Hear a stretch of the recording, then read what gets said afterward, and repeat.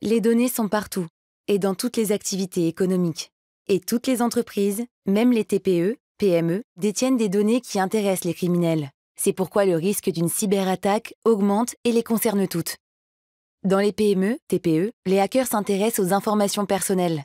Pour des hackers, tous les utilisateurs de données peuvent devenir des chevaux de Troie.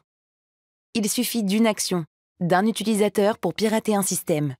Les pare-feux, les antivirus et les solutions purement techniques ne peuvent pas protéger à 100% des cyberattaques.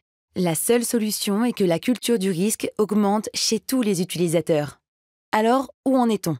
Les risques augmentent et pourtant, pas de mobilisation générale.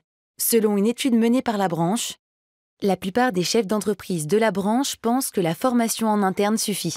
53% pensent que le risque pour la cybersécurité est dans 2 à 5 ans, mais pas tout de suite. Les spécialistes d'IT pensent que la certification expert cyber couvre leurs besoins. Chantage, usurpation d'identité, diffusion de listings clients, piratage de comptes bancaires. Les hackers peuvent intervenir dès que les données sont stockées ou circulent.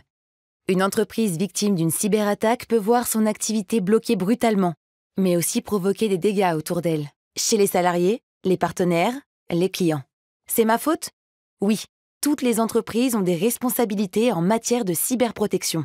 Si une entreprise ne s'est pas protégée suffisamment, elle risque des sanctions pouvant aller jusqu'à 20 millions d'euros ou 4% de son chiffre d'affaires annuel. Pour rappel, le RGPD s'applique à toutes les entreprises. La directive NIS 2, mise en application en octobre 2024, concerne un grand nombre de prestataires IT. La cybersécurité, c'est surtout des contraintes et des risques? Pas du tout. La cybersécurité représente de très belles perspectives de croissance.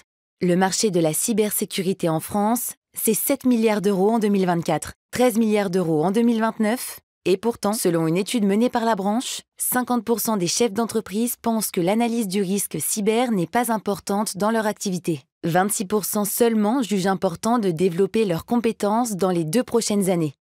Quelques pionniers ont ouvert la voie. Des prestataires IT créent des événements pour les utilisateurs et les clients. Ils les sensibilisent avec des jeux, des cafés, des études de cas, des attaques simulées. Et ils relayent les informations fiables. Et que faire maintenant? La cybersécurité est une opportunité à ne pas laisser passer pour les entreprises du bureau et du numérique. Informez-vous, formez-vous. Des formations sont proposées depuis l'acculturation au risque jusqu'à l'expertise en cybersécurité. Les chiffres de cette animation sont issus de l'étude menée par la branche bureau et numérique sur les besoins en compétences en matière d'IT et de cybersécurité.